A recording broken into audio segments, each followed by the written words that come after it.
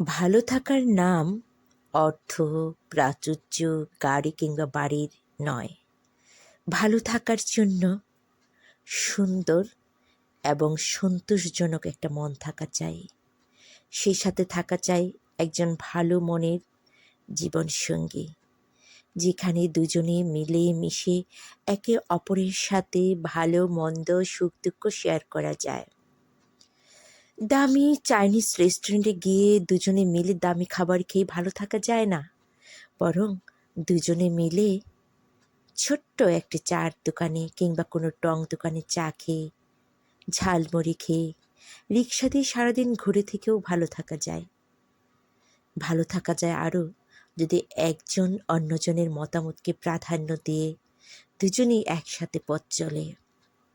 সেই জায়গা থেকে আমি বরাবরই মনে করি ভালো থাকার জন্য বাড়ি, গাড়ি, অট্টালিকা কিংবা দামি আসবাবপত্র প্রয়োজন হয় না।